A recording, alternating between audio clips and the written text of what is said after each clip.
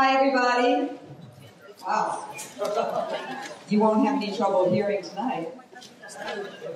Welcome, and thank you so much for coming on this beautiful summer evening. This is going to be a really great program. I'm very excited about it, and I really appreciate you all coming out. For those of you that I haven't had the pleasure of meeting yet, I'm Terry Sultan, the director here at the Parrish Art Museum. This is a little unusual setup for us, which those of you who are friends and family of the museum recognize. So I will tell you that the reason that we're all in here is because the concert hall, where we usually have our lectures and movies and things like that, has now been turned into a staging area so that we can start preparing to move.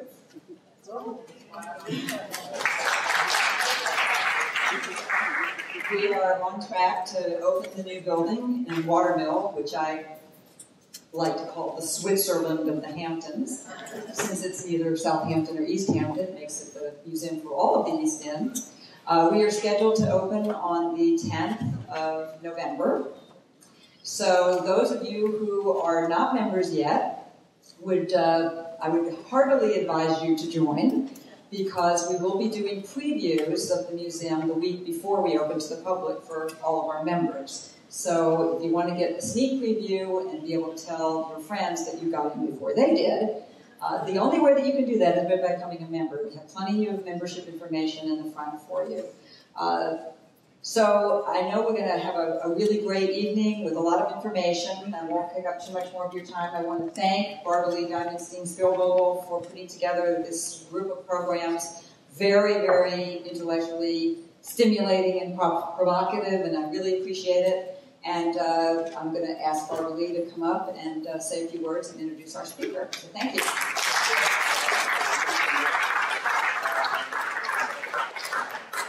Thank you, Terry, and thanks to each and all of you for joining us here tonight. And it is a special evening. I'm Barbaralee Diamonstein-Spielvogel.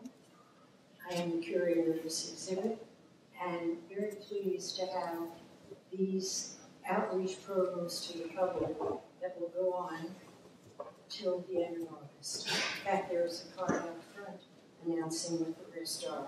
But now we will focus solely on our truly outstanding guest, who was generous enough to come and join us, and on a holiday weekend. The evening's program is entitled Fear and Loathing: Can the U.S. and European governments fix the global economic mess? Gillian Tett will present this talk to you, and at the end of Gillian's talk, the audience will have a chance to ask some questions of your own. Gillian welcomes the exchange, so I would start thinking, but not as the sacrifice of listening to what she has to say. She is the U.S. managing editor of the venerated pink paper, the Global Financial Times, and you will notice that she came bearing gifts. There is a copy for those of you who would care to have one. I hope that's all of you. Anyway, if you haven't gotten it yet, on the way out.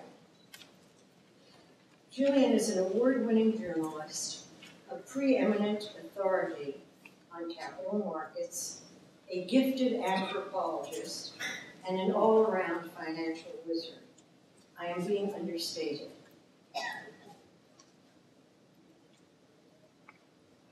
Our speaker has unparalleled experience that she gained while working and living all over the world: Central Asia, Russia, the Far East.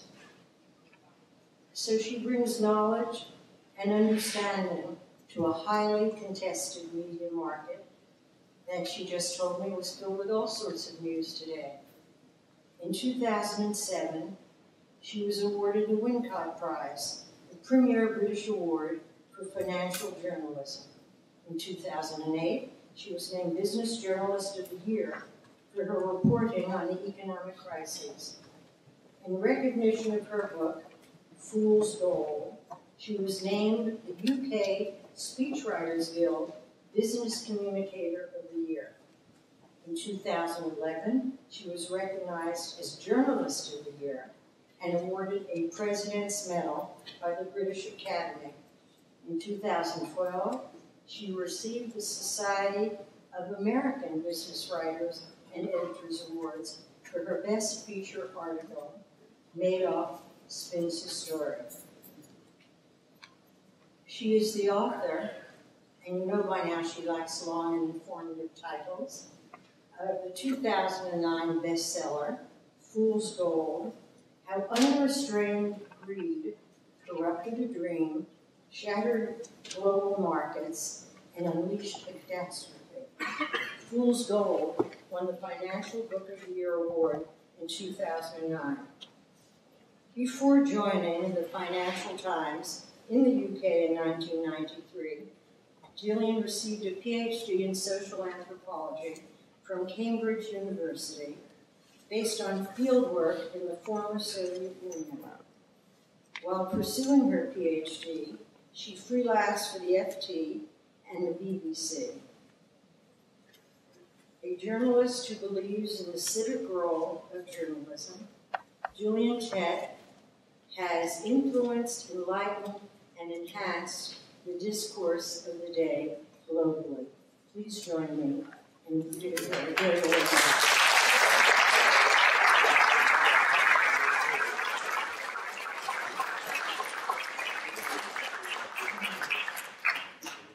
Well, Barbaralee, thank you very much indeed for that very kind introduction. And thanks both to Barbaralee and Parrish Art Museum for inviting me along, and to the trustees and organisers of the museum for inviting me along as well. It's a great honour to be here. I think the last speech I gave was about a week ago to the International Society of Professional Actuaries.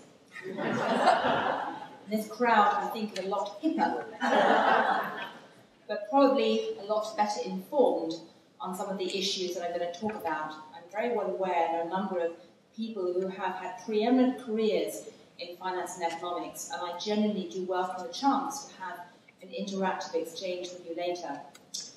Now, the original title for my talk, when I first spoke to Barbaralee about this event, was Preserving New York, How New York's Landmarks and Structure Affect Wall Street and the City's Financial Culture, which is part of the series about architecture. And when I saw that, I thought, well, that's not really playing to my core competence.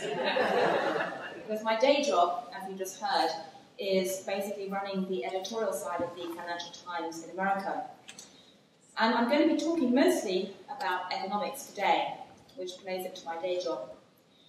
And yet, in a funny kind of way, there actually is more links between architecture and economics than many of you may think. And it occurred to me as I was actually heading over here today. And the link is this. I, as you just have heard, first trained as a social anthropologist. And when I left the academic world, almost 20 years ago, anthropologists as a whole were pretty unemployable. One of the few places where they were just starting to get jobs, and it really was just starting back then, was oddly enough in the world of architecture and design. And the reason was that although architects had spent previous decades thinking about building and design in terms of structures and engineering and beautiful bricks and things like that, people began to realise a couple of decades ago that actually architecture is also very much about culture, about people. The way that people interact with buildings is incredibly important. And so I'm delighted to say that over the last couple of decades, in fact, architecture has been one area of employment for anthropologists, which is just terrific, I think, both for the architects and for the anthropologists. Now, oddly enough, something rather similar is underway right now in the field of economics too. And that's what I'm going to talk about tonight. Because until 2007, when I went around doing my day job as a financial journalist, I also used to think of myself as being a sort of underground covert anthropologist. Because before 2007, quite frankly, if I went around to senior bankers or senior policymakers and revealed that I had a PhD in social anthropology, not in economics, not in astrophysics, the reaction was really quite uneasy. I remember very well one senior banker telling me when he heard about my PhD in social anthropology, he said, looked at me and said, oh dear, that's all rather hippie, isn't it? Back in the days when pre-Occupy Wall Street, when being hippie wasn't a good thing. But if there's one thing we've learned in the last 5 years since we had the financial crisis, is that there is a reason why the roots of the word credit come from the Latin credere, meaning to believe. Because finance is fundamentally a social construct. Economics is not just about numbers. Not everything in the world can be predicted by plugging the key inputs into a computer spreadsheet. We learned that the hard way, looking back over the last five years in relation to the way that finance works, because it's become very, very clear that market psychology, the way that banks are organised, the way that financial ecosystem, if you like, operates, has been incredibly important in trying to understand how the financial crisis played out. But I'd argue that in many ways we're learning it the hard way all over again now when we look forward and try and make sense about where the global economy is going. Because now more than ever it's clear that when it comes to predicting the path of the global economy, it's not just about the numbers. In fact, much of the time, it's not really about the numbers at all. If you want to work out why the US government, why the Eurozone government is finding such big challenges in terms of devising credible policies, you won't find the answers when you look at the spreadsheets or those flashy computer models, no matter how reassuring they may be. Now, for many people, this shift in emphasis, or shift in what you need to try and understand how the world is working and where the economy is going, is very, very scary. People often say, well, why are the markets so full of investors sitting there scared, feeling dazed and confused? Why are people rushing towards safe havens? And it's partly because the tangible economy is, in many ways, quite nerve-wracking, but it's also because this kind of cognitive shift is pretty unnerving to most people. Because if you think back to the world before 2007, we really did live in a universe where it had been assumed for several decades that you could plug most of the key variables into a computer spreadsheet and predict the future. And for investors, or policymakers, or even rating agencies, trying to get their heads around a world where the political fabric matters enormously, where the hippie anthropology pieces of the puzzle are incredibly important, is quite nerve-wracking. I was talking recently to one of the heads of the rating agencies who said that they have a real problem internally these days in the rating agencies because they have very well-worn systems in place for analysing the default risk of different nations based on things like debt to GDP ratio or inflation. They know how to plug the numbers into the spreadsheet and get an answer that's kind of globally consistent. The problem, though, is that when it comes to judging whether France is better credit risk compared to someone like the UK, the numbers are kind of roughly comparable, but at the end of the day, what really matters as to whether you think French bonds are a better bet than, say, British bonds, are things like the political system. The question, though, is how do you, as a rating agency, find a globally consistent measure for actually looking at, say, political structure across the world in a way that's not too biased culturally and in a way that you can actually go out and defend to governments or markets around the world. It's one thing to tell the French government that you've downgraded their debt, but you haven't downgraded British debt because you think their debt to GDP ratio isn't as good. It's quite another thing to tell the French, well, actually, we think your political culture is worse than their English culture. They haven't quite done that yet, although if you read between the lines of some of the recent rating statements, it's very clear that there is a cultural judgment going on as well. So I want to leave you today with not so much a neat computer model for looking at where the world's going, but instead a framework that you can use perhaps as a checklist for making sense of some of these very confusing trends. It's not exhaustive in any way, but I think it helps to make some sense of where the biggest risks are in the global economy today and why it's so incredibly hard for anybody to devise grown-up, sensible solutions. And very roughly speaking, I call this the triple C issue. I'm only going to talk about 2 out of the 3 C's because I'm going to run out of time. But in no particular order, these 3 C's are these. What really matters when you look at how the economy is developing is firstly the question of credit. Not in the sense that bankers have often talked about it in terms of those flashy computer models, but instead in the old-fashioned Latin sense of the meaning of trust. So one question everyone should be thinking about when they look at how governments and markets are behaving is trust. The second C is cohesion. Again, not an issue that people have often talked about in recent years before 2007, but cohesion now is absolutely critical, not just in terms of trying to work out what's going to happen to politics, but also the way that economies develop. And the third one, which I won't have time to talk about, but I'll just put out there because it's the one that really fascinates me, is complexity and the question of how governments and bureaucracies and institutions deal with the ever greater complexity in the world today. So, credit. Well, the issue of credit is something that was almost entirely ignored before 2007. People took it for granted that there was trust in the financial system. And I think people took it for granted before 2007 because there really was a very high level of trust around.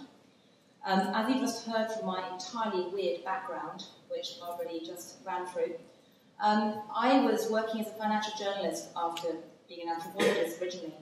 And in about 2004 or 2005, I first crashed into the jungle of derivatives and credit markets and things like that.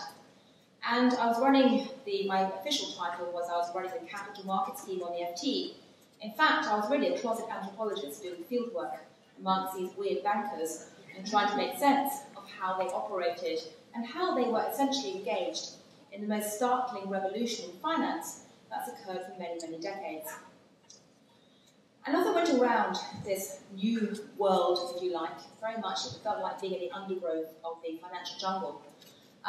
What struck me as extraordinary back in 2004 and 2005 was not just the scale of the revolution that was underway in finance back then, as bankers moved from having a model where they lent money to companies or consumers and kept the loans on their books to one where they sliced and diced those loans. But the only thing that was more stunning than the scale of that revolution that was underway was the fact that very few people I spoke to outside finance had the foggiest idea it was occurring. And very few people inside finance actually were able to explain it to me in their totality at all. I'd go around and talk to people about what was going on, and most of them could explain their own little tiny patch in front of their noses. But when it came to trying to provide a big picture of how it all added up together, it was very hard. In retrospect, that's very weird, because those of you who have done Akerlof's behavioural finance theories will know that, in theory, investors are supposed to run away from things they don't understand. In practice, the entire investment universe was rushing, lemming-like, towards this whole great new credit revolution before 2007. And looking back, it's clear that that was because they had extreme faith, I might say blind faith, in a number of things, the pillars of modern finance. There was tremendous faith in the value of credit ratings. There was great faith in the wisdom of bankers. There was great faith in the all-seeing knowledge and understanding of central bankers. And there was also a great deal of embarrassment about the fact that the bankers appeared to have mastery of this new financial technique and speak this very complex language that no one else understood. And everyone else was a bit embarrassed to admit they didn't really quite understand what on earth the bankers were doing. It was a bit like the medieval Catholic Church, for those of you who are historians, that you had basically the congregation sitting dumbly in the aisles, as all the investors, and you had the priests up next to the altar speaking financial Latin. That's the bankers with all their CDO language. And the priests were wandering around swinging the incense, and the congregation was sitting there feeling quite grateful, but also feeling a bit dumb, and thinking, well, I don't really understand what's going on, I don't really understand financial Latin, but those bankers look very clever, and the whole thing has been blessed by the High Pope, Alan Greenspan, so I'm not going to start complaining. So there was tremendous blind faith before 2007. The story of the last 5 years has been that that blind faith has cracked, and cracked on a very spectacular scale. And one by one, the pillars that supported that blind faith in modern finance have toppled over. Starting in the summer of 2007, we saw some of the first pillars topple over. First to go probably was faith in credit ratings, and then faith in securitization and all those flashy new techniques started to collapse. Then faith in the wisdom of bankers, faith in the wisdom of central bankers started to go.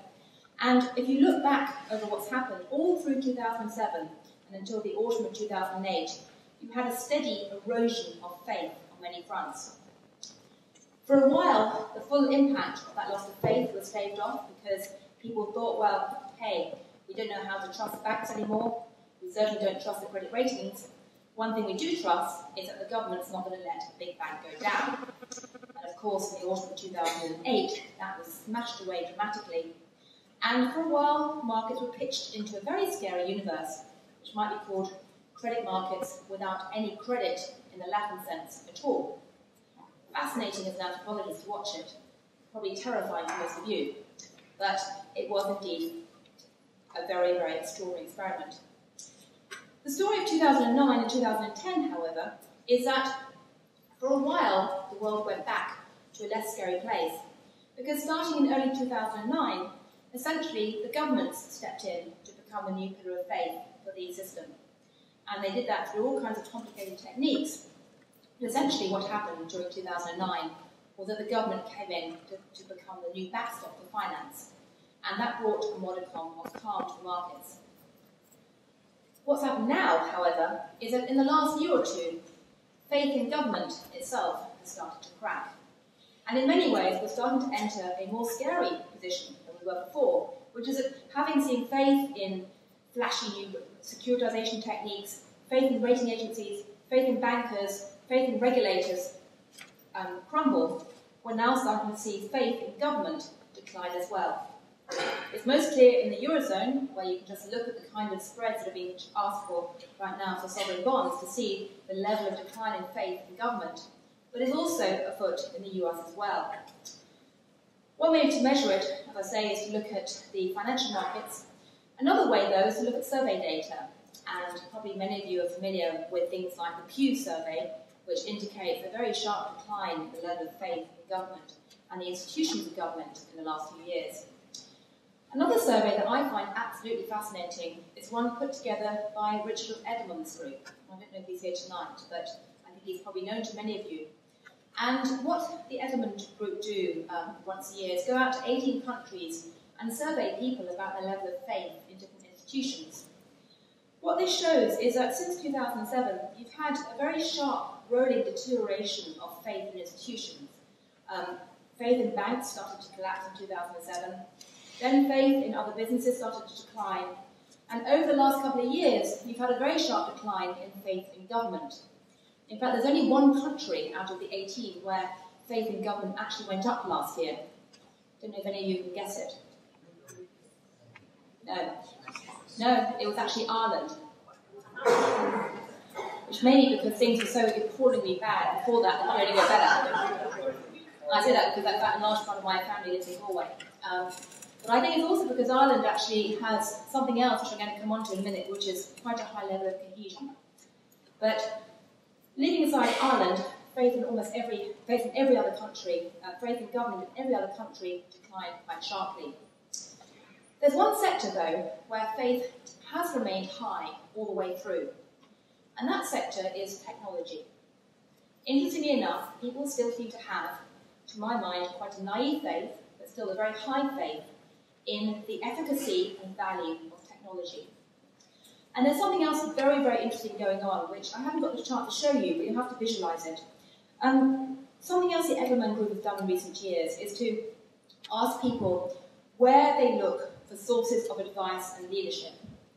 And before 2007, for the most part, populations looked up in vertical lines towards people like CEOs, financial experts, senior bankers, government figures. People, in short, like many of you. What's changed since 2008 and 9 is that essentially horizontal relationships have become much more important.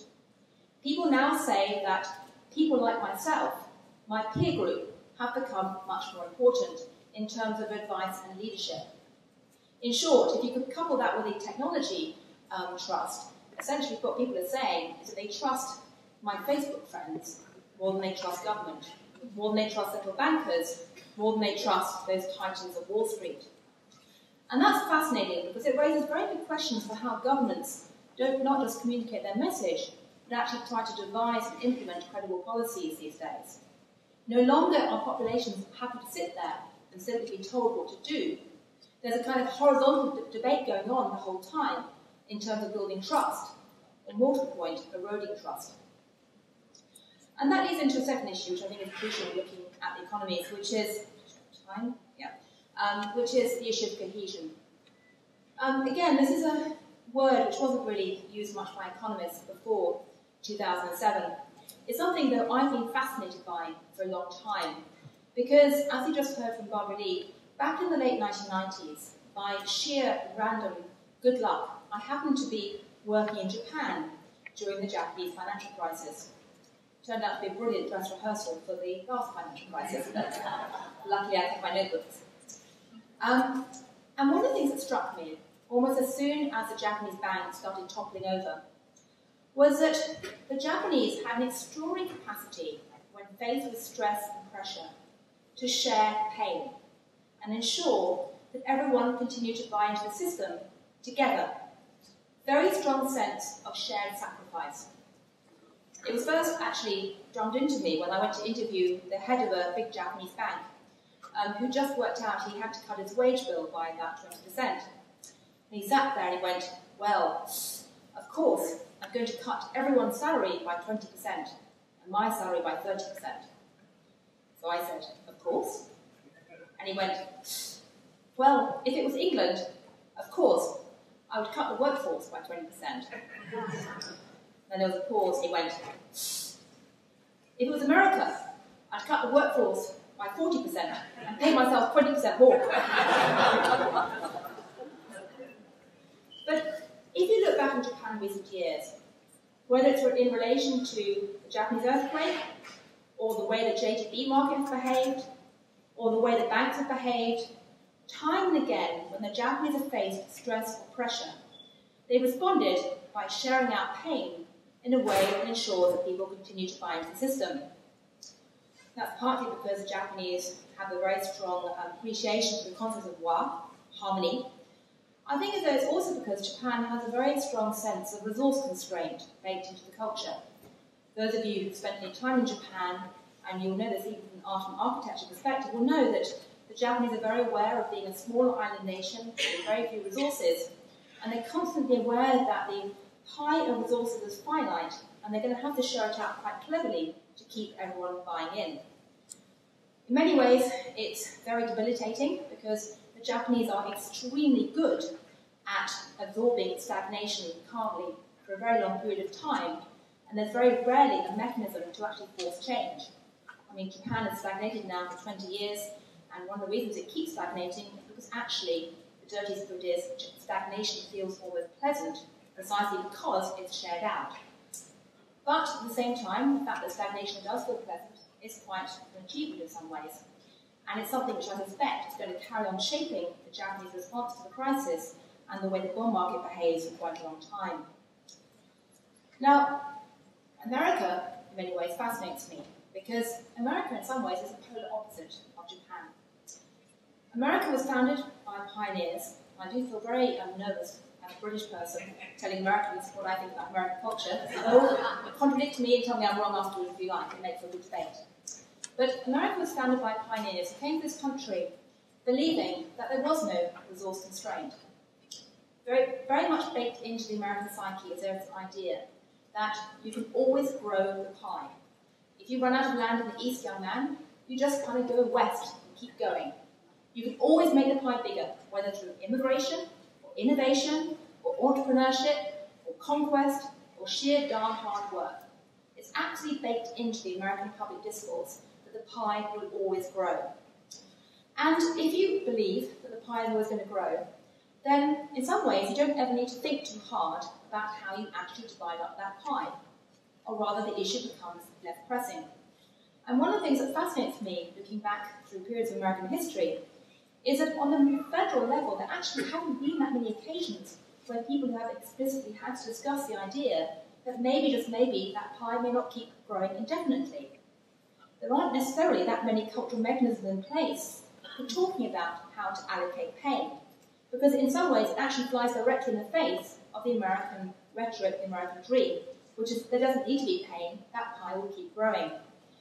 And if you look at the way that Congress has been debating the fiscal issues, or rather not debating the fiscal issues, over the last year or two, what strikes me, as I look at all the rhetoric, is that time and again people are kind of talking past each other and essentially avoiding discussing the idea that there's actually might be some pain to be allocated and there's going to have to be real sacrifice. Maybe that will change. Maybe there will never be any need for that to change. Maybe the American economy is going to rediscover the path of strong growth and the issue will never actually come to the fore. But certainly when I look at the trajectory over the next year or two, one of the key questions that seems to me to be hanging over the election and hanging over the economy is how on earth is America going to cope with this issue of a world where maybe, just maybe, the pie will not keep growing indefinitely? How is it going to actually talk about dividing up the pie in the way that keeps people hanging together? And then if you look at the Eurozone, the issue of cohesion becomes even more stark, because Europe is currently dealing with the question of cohesion on at least two fronts. On the one hand, if you look across the different European countries, you see quite different levels of cohesion inside different nations. I mean, Ireland, where quite a lot of my family live, is a place which I think has hitherto been marked by quite a surprisingly high level of cohesion. And if I was in the business of trying to devise the ratings for the rating agencies, I would say that as they try and put things into their computer models these days, they probably ought to have a checklist next to their computer models looking at this cohesion question. And although they can't measure it with precision, they should certainly be debating it. Germany, I think, still has quite a high level of cohesion. Many other places, like Greece, are currently seeing that cohesion fragment very badly. But what's perhaps even more worrying is that if you look across the Eurozone as a whole, the cohesion question across the entire Eurozone is very, very much dogged by a big question mark. The Eurozone was created by a group of elites, many of whom are sadly no longer on the political scene. The group of elites who very much believed that trying to create a single monetary union, originally a single trading bloc and then eventually a single union, would be one way to try and heal the wounds of World War II. Very, very strong political imperative driving the whole project. The great tragedy of the project, however, is that over the last year, as the pressures and the unsustainability of the core structure have become evident, a project designed to heal the wounds of World War II has instead ended up reopening them in a very stark way. If you look at some of the popular press coming out of the Eurozone today, some of it is pretty darn scary. All kinds of words being bandied around that frankly haven't been heard for 50 years. If you look at the political trends in the Eurozone right now, they are extremely sobering. I mean, you will have seen the results of France recently, where you had 30-40% of the electorate going for pretty right and pretty left-wing parties. I was in Austria 10 days ago and was told that 30% of voters, according to the polls right now, are currently expressing support for the far right. To my mind, the big election to watch is going to be the Dutch election in September, because the Dutch are supposed to be the sensible, boring ones. And the Dutch, according to pollsters right now, are also veering very much to the far right, to the far left, partly as a howl of protest against what's going on. So tensions very much arising between countries, tensions also arising between the vast majority of the voters and the elite. Growing fracture opening up, expressed in this political anxiety, this howl of protest, the fact you've had a dozen incumbent governments tossed out across the Eurozone over the last year. So the cohesion question is absolutely critical. And of course what makes it that much worse is that as cohesion starts to fragment, as the sense of common purpose starts to fragment, that coupled with this loss of trust in institutions also makes for a very difficult government challenge. If you want to know why it's so hard for governments both in the US and in Europe to actually devise coherent policies, it's partly because at present the fabric is becoming increasingly ungovernable, instead of actually trying to create a policy that people will buy into and then go forth and implement it. So, since most of you are probably sitting on pots of money, and you're wondering where to invest, you're probably wondering what on earth this means for you as investors. I'm very happy to talk about specific issues afterwards. But, as I said before, I really want to leave you with this one big message, which is that when you look across the global economy today, yes, you can sit there and say that GDP rate is X, we think it's going to be Y in a year's time, we think that this economy is doing quite well, that's doing not so well, etc., etc. You can also sit there and look at a world which is marked by extreme wave of deleveraging, i.e. cutting that vast debt burden that was accumulated in recent years, and that's going to be a drag on growth for some years to come. People often ask me what I expect to see in terms of the broad economic numbers going forward, and what I say is that 5 years ago I first spotted that the way you write bank in shorthand if you're a journalist is that you go down sharply for a B, like that, and you do a N, which comes around like that, and then you flatline. It's true. You go down, up a bit, and then flatline. That's bank in shorthand as a journalist. And I think that's a very good way of capturing the way that the global economy is going to the path it's going to follow for some time. I mean, we already are in a flatlining phase. But to my mind, it's really not just numbers right now that count. It's really about the political and social fabric, and how on earth governments are going to overcome this cohesion and credit issue. So, my last plea is, given that many of you are in positions to be part of a debate about change, some of you may have actually had careers as part of government or in institutions which are playing very powerful roles. Do think about how you're going to build credit and cohesion going forward. Do tell me if you have any good ideas, because we'd love to write about it at the FT. And in the meantime, very best of luck in trying to forge a path in these very turbulent times. So thank you.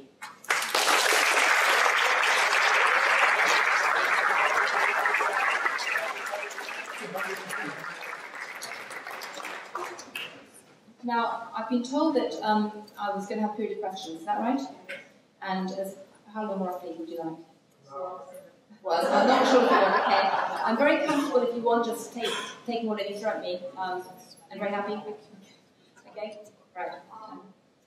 And I'm also very happy to talk about the GDP numbers too, if you want. I'd be curious in terms of destroying credit in Europe.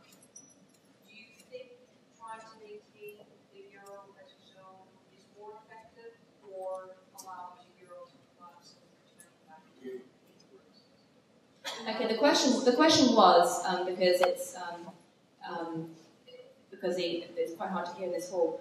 The question was, do I think that it's going to be better to let the eurozone collapse or to soldier on in terms of restoring credit? I think that neither are particularly appealing options right now. I mean, the honest answer is that what glues the eurozone together right now is fear. In some ways, it's no different from what started the whole project, which was fear of repeating the sixth of World War II. That was what drove the Eurozone project. But what's driving the elites today is absolute terror about what would happen if the Eurozone was to fall apart. And the honest truth is that although everybody across the Eurozone and in the UK is conducting all manner of war games now for how to cope with a Greek exit, nobody actually has the foggiest idea of what would happen. I mean, the logistical reality of Greece exiting today is bad. The logistical reality of coping with the contagion that can quickly spread to places like Spain and Portugal is terrifying. And if anyone's in any doubt about the potential of contagion to destabilise global markets today, I've got two words: Lehman Brothers. We've seen what happens when you get one small institution, one piece of the entire puzzle fall out of place, and it's terrifying. So a breakup would be bad. The problem is that simply soldiering on with fear alone driving the project is also terribly debilitating. Because if there's one thing that's missing right now in Europe, it's any sense of positive dream for the future. I mean, one of the things I love about America is that, America has a positive dream. And that dream might have been very tarnished in recent years. It may sometimes be quite hypocritical in the sense of the gap between rhetoric and reality. But at least there is a positive dream. And, I was on CNBC Sport Watch recently with Mark Rubio, who turned up with the obligatory memoir, part of the campaign thing. And it's full of positive dream. As I said, I was in Austria 10 days ago with Robert Walter, a very highly respected German economist, who told me that he had written a book about 2 years ago, entitled something like My Dream for Europe, and he got laughed at, because there's almost nobody today presenting a positive dream for Europe. So, I mean, the least bad of the two options in terms of short-term shocks would be to have continued soldiering on. The best option would be to have somebody, anybody, come forward and actually articulate a positive European dream, to have Europe's Alexander Hamilton moment, and actually try and forge a vision for Europe. I don't see Angela Merkel doing that anytime soon, sadly. I mean, Mario Draghi, is probably the most effective leader in the Eurozone today, but I don't see him doing that either. So at the moment, the outlook is pretty darn scary. So. Can you give us a short briefing on complexity? It seems something that's really done in business. Complexity. Okay, I was asked if I could talk briefly about my third C, which is complexity. Okay, in a non-complex manner, what fascinates me is that we live in a world today which is marked by two opposing trends. On the one hand, we live in a world which is increasingly integrated as systems, in the sense that what happens on the CDO desk in one corner of the market can blow up the entire system. What happens on the seabed of the Gulf of Mexico can ricochet through the oil markets very quickly. We're tied together through markets, through supply chains. That is globalization. And yet, although we're tied together as a system, we also live in a fantastically complex world where, due to technological innovation and also sort of tribalism in all kinds of new ways, we're actually quite fragmented. And by that I mean that we're marked by endless silos all around us, where geeks are scurrying around doing stuff that nobody else understands. And the challenge of trying to keep track of what the geeks are up to and join up the dots is becoming ever more critical, precisely because we're so interconnected. And yet, unfortunately, the groups that could actually try and play that kind of silo-busting role, go into the silos and see what the geeks are doing, those groups are being eroded at the same time, I think. I think the potential silo-busters who go and explain what the geeks on the CDO desk or the geeks on the seabed of Mexico or the geeks in the world of medicine are doing, those groups are people like journalists, academics, rating agencies, things like that.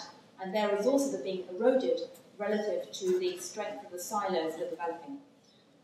So that kind of simultaneous interlinkages coupled with tribalism, I think is very, very dangerous. And if you look back at where we've had lots of accidents in the recent years, they've invariably been because some people have been scurrying around in a silo doing something that in retrospect looks completely nuts. But at the time, kind of seemed like quite a good idea to people inside the silo, partly because they were so deeply embedded in their silo, they kind of lost perspective and they lost common sense. So that's kind of why I'm interested in complexity. And I think the problem's getting worse. I mean, it was first made very clear to me when I wrote about finance and saw what had happened with the CDO tribe, if you like, but the pattern's being played out over and over again. And of course, the reason why it matters for governments is that, in a world with that kind of complexity, it's increasingly hard for governments to actually engage with populations. It means that we all end up having to trust the geeks all the time. And when that trust is broken, suddenly, often blind trust, you have a very nasty repercussion, whether it's in relation to finance or food or many other areas in our life. So, briefly. There's a question there, and then a question there. Sorry. Do you think that the process of banks selling mortgages to Fannie and Freddie, for instance, led to relieve them of both moral as well as financial responsibility and allow some of this process to go on, leading to the loss of these CDOs? So do I think that Fannie and Freddie was a key part of the crisis in the sense that people were offloading the risk onto Fannie and Freddie? Absolutely. I mean, there was a huge, great pass the parcel going on where everybody thought that everyone else was holding the risk. And one of the huge tragedies of what happened in finance between 2000 and 2007 was that bankers developed this amazing technique for slicing and dicing risk and spreading it across the system. which in theory should have been absolutely fantastic in terms of making the system stronger. Because if you spread risk across the system, then you basically have this idea that a problem shared is a problem halved, and it's back to the old principle of don't put your eggs in one basket. And I think the people who developed these innovations and techniques generally did believe that they were doing something that could be quite useful and good. And in theory, it could have been fantastically good. The problem was that the techniques that were actually used to spread the risk became so complex that they actually introduced a new type of risk into the system, which was the fact that no one had the foggiest idea who was actually responsible for the losses at the end of the day. But a lot of the bankers knew a lot of these deals were made. That's why I'm wondering about, from the social anthropology perspective, the morality, the fact that they no longer were responsible for these mortgages because they all owed them. Do you think that's part of the social problem? I think that lots of people thought that they had offloaded the mortgages and onto institutions like Fannie and Freddie and didn't need to worry anymore. And maybe with one part of their brains, they kind of knew that there was a problem. But maybe with the dominant, busy part of their brains scurrying around in the silos, they just chose not to look too hard. And there's a wonderful, wonderful quote from by Upton Sinclair in one of his novels saying, "It's very hard to get a man to understand when his job depends on not understanding." I'd say, as an anthropologist, one of the right intellectuals that I was very deeply influenced by was a man called Pierre Bourdieu. And he was a big French intellectual. I don't know, are there any other anthropologists in the audience? Oh, one. Great. Usually when I ask in a group of bankers, there are none at all, so I feel slightly more reassured. Pierre Bourdieu, too. Fantastic. Pierre Bourdieu used to say that the way that an elite stays in power is by not merely controlling the means of production to be unfashionably Marxist, but by controlling the cognitive map. And the way that what really matters in terms of that cognitive map is not what's discussed in public, but what's not discussed, the so-called social silences. And the social silences are often the kind of things that people don't discuss, not because there's any kind of plot not to discuss them, but because they're kind of taboo or boring or geeky or dull.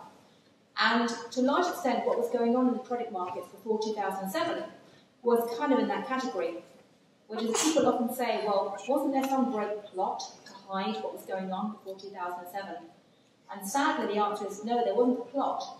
We didn't need James Bond to do it. For the most part, it was hidden in plain sight, simply because it had been labelled as being geeky and boring and dull. Culturally, it was one of the areas of social silence. And so it's that much easier for people to kind of turn a blind eye and simply say, well, yes, maybe it's not quite right to keep passing these mortgages about, but actually, well, you know what, I'm getting paid. So, yeah. It seems to me that there is a lot of waiting around to get out of this. And it also seems that a lot of good things have been done, but not enough. And that the people, if you look back historically, who try to do, and I'm thinking about the Roosevelt era, where at least they had a lot of things in place, like WPA and all these things. But now, as I said before, it seems to be not enough and more waiting around for the jobs to come back, and nothing, and some part, good things have happened. As I said, you want to deal with this thing. But a lot more has to be done. What's your feeling about that? Well, I think it's probably much harder to govern today, partly because of the loss of credit and because cohesion is being eroded. I mean, Glass-Steagall was not written in an age of Twitter. And there's quite a serious point there that, it was not produced by politicians who felt the need to have, an opinion poll every 5 minutes. I often think that one of the key reasons why the UK has devised a fiscal programme, which you can argue might be the wrong fiscal programme, but it actually has a programme, which is kind of progress compared to much of the Western world on that. One of the reasons it has a programme is because the UK has a 5-year election cycle. So they have the luxury of having time to breathe a bit. I used to think that the US was in a much worse position having a sort of 2-year election cycle. So as somebody who's sort of running a newsroom, we're constantly on kind of election watch. We're either about to have an election or we've just had an election. It's a constant breathless election watch. Our sense discovered in the last year there's only one thing worse than that, which is to have the Eurozone system of having 17 countries always about to have an election somewhere. And you don't even have a seasonal cycle. You have this kind of vision of, you're walking across a field full of landmines, and there's always one about to explode somewhere, and you actually can't work out where the next one is. So I didn't even know there was an election in the Netherlands in September until about a month ago. It now turns out that's going to be incredibly important. How many of you in the room today know how many more elections are coming up over the next 2 years? But you're having a constant chance to have a new, if you like, vote on whether people believe in the euro or not. And that's very, very destabilising. And just one other thing I'll say on that point, which is that, a very senior German leader told me the other day that, the most obvious solution to the Eurozone's problems today would be to go to the German people and say, right, effectively, what you now need to do is produce a German Marshall Plan for Europe. Just as you in Germany benefited enormously from the fact that after World War II, the Americans and British, or mostly the Americans, not the British, who were debt-strapped by it, the Americans came forward with a Marshall Plan, which was not going to produce any immediate benefit for America at all, and yet, in the long term, did produce extraordinary benefit by building a peaceful Europe. So too, the German people have to recognise that they need to create a German Marshall Plan for the rest of the southern Eurozone. In the sense, they need to pass an historical baton on. The problem is, though, that no German leader dares go to the German people today and suggest that idea, because they know that that would cause some kind of revolt. And of course, as this particular German figure said to me, the Marshall Plan was devised in an era before Twitter. The question right at the back. Given the complexities of the Eurozone and one monetary policy, 17 different nations with fiscal needs, you spoke about the impending difficulties that face us going forward as to how to solve this crisis. As an anthropologist, do you think that there's a possibility that the Eurozone will move towards some sort of federalization or akin to the U.S. as the only possibility to ultimately solve this problem or the problems? Well, I think the question was, what do I think is going to be the solution to the euro? In the long term, they're at a crossroads. The only thing that's clear is they're going to either have to, make up in the sense of create a more stable foundation for the eurozone, which would mean more mutualisation of debt, more interference in each other's affairs, and some form of common banking union. So they're either going to have to move together, or they're going to end up splitting up. I mean, there's not really going to be a middle ground, because the current status quo does not work. They can keep slapping band-aids on, but it does not work. So that is very, very clear. The only thing that's even more clear is that nobody wants to make that decision. And right now, in Europe, they are doing everything they possibly can to avoid making that decision, precisely because the elites who are trying to run the place know that there's a growing sense of popular revolt and growing tensions opening up between countries. And people often say, well, why has Europe been kicking the can down the road now for 2-3 years? It's partly because most of the European institutions, from an anthropological perspective, are actually designed to kind of kick the can down the road anyway, even in good times. But many Eurozone leaders kind of made a gamble, almost instinctively, 2 years ago, which is that they thought that if they waited before making that very tough decision about which way to go, then two things would happen. Firstly, growth would resume and make the pressures less intense. And secondly, that consensus would gradually emerge across the system, because that's been the way historically it's tended to happen. They sort of sat around in a room and waited, and gradually consensus built. And I've spent a lot of time in Brussels, and I've actually been part of the policy-making process on occasion, and I've seen what happens. You get these big ritualistic gatherings of Eurozone leaders, and they're going to sit around and they grandstand, and gradually over time consensus forms. Tragically, this time round, neither of those two things have happened. You've neither had growth resume. On the contrary, growth has vanished. They've gone into a recession. And instead of consensus, you've had this tipping point where this project, instead of healing the wounds, has started to reopen them. And that makes it very, very difficult. You know, my best guess is they will carry on kicking the can down the road for, another year or two. I hope they then decide to embrace something called the union, because that seems less detrimental right now than a breakup. I fear, however, that there will be an accident of some sort which will lead to some messy breakup, and that could be very nasty indeed. Excuse me. It seems to me that Wall Street has a death wish with its innovations of like high-frequency trading and derivatives that have no transparency at all. My question would be, don't you think that banks should have a reporting system for the amount of derivatives they have on their books? They should have what system? I beg your pardon? Sorry, the question was, there's been lots of innovation. I didn't hear what the question was. Sorry. Don't you think that the banks, the big banks, that have the magnitude of derivatives on their books, shouldn't there be a reporting system? Because if there's a collapse in the derivative market, it does us all in before you can address these other political issues. A reporting system for derivatives? Well, transparency. Oh, greater transparency. Yes, and yes.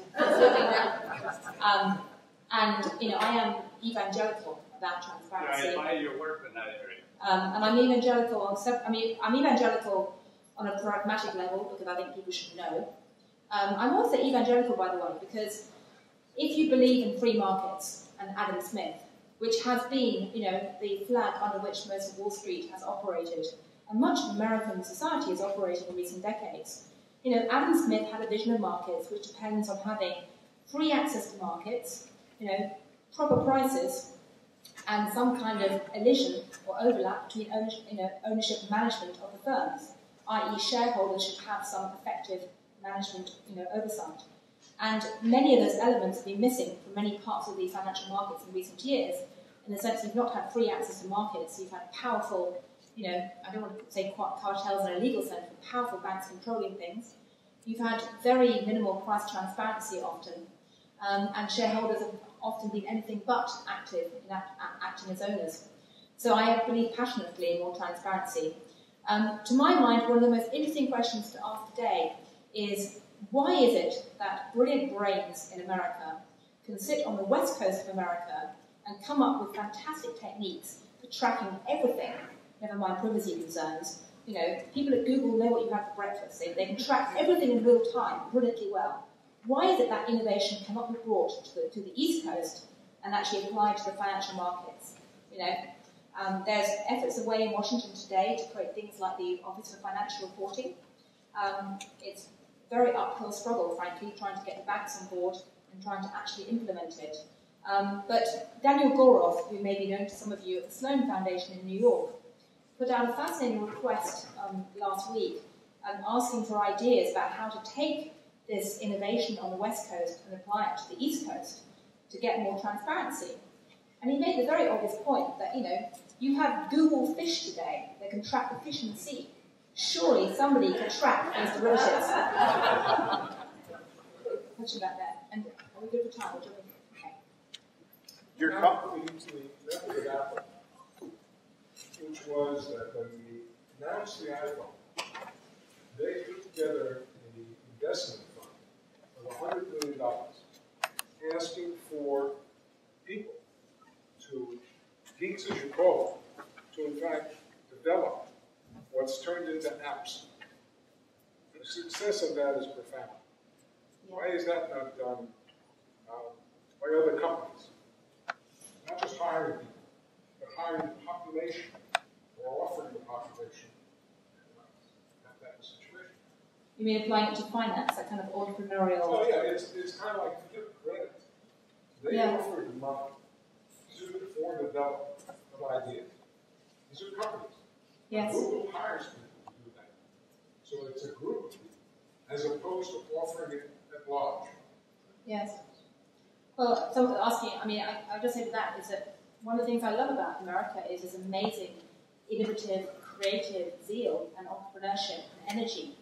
And, I've spent a fair amount of time on the West Coast in the last couple of years, and I was actually meeting with a number of young entrepreneurs in Aspen last weekend, and it's electrifying. And you meet these guys and you think, by golly, what a tragedy that so many brains have gone onto Wall Street in the last few years. Not because I think Wall Street is bad, on the contrary, I think that finance is a very important profession, but there's been a real mismatch between the skill sets that the American economy needs and some of the concentration in finance. And I would just love to see some of that creative energy and vision actually imported into Wall Street to try and remake finance in a true market sense and a truly dynamic and honourable way going forward. Your column Tuesday talked about how to get bankers to think about credit. Actually, Barclays, which didn't seem to make much of an impact yesterday's testimony, but in your sense of talking to bankers is when you're doing your anthropological work, do you have a sense that the bankers understand the sense of having to reestablish credit in the Latin sense, rebuilding trust, rebuilding the sense of stewardship you talked about in Tuesday's column? I know it's very fashionable to stand up and say, if you're in the media, that bankers are all greedy, evil, and mad. I just don't believe that. I dare say there are a few greedy, mad, and evil bankers. There are a few greedy, mad, and evil journalists too. And many of the bankers I've met over the years, have either been caught up in their silos, caught up, by the sheer momentum of what they were doing, or have simply not had the time or energy to actually reflect on the big picture. And I've spoken to a number of people in the financial industry who are very thoughtful and would very much like to find a better path, if you like, for the financial industry as a whole. It's partly back to that old agency problem. It's very hard for one individual to stand up and try and forge a different path. It's very hard for one bank today to say, actually, we're going to pay our employees in a completely different way. It's very hard for anyone to actually find a wrapper to even talk about it without being pilloried. And one of the reasons why I mentioned in my column on Tuesday, which is really about ways to try and remake finance in a better way, one of the reasons I quoted John Taft, who's somebody who may be known to some of you. He's, I think, still running the wealth unit of Royal Bank of Canada, was because he's a banker who's actually had the courage to write a book saying, okay, we messed up, and here's a set of ideas about how possibly to do it better. And he calls for a return to a concept of stewardship, which is trying to look at the banking role not in terms of the two opposing extremes of either a utility or a speculating vehicle, but as a vehicle that's there to be a steward of people's money, both on an individual level and the economy at large. And if you start casting it into the light of being a steward, then it both becomes quite noble and quite creative, but also responsible.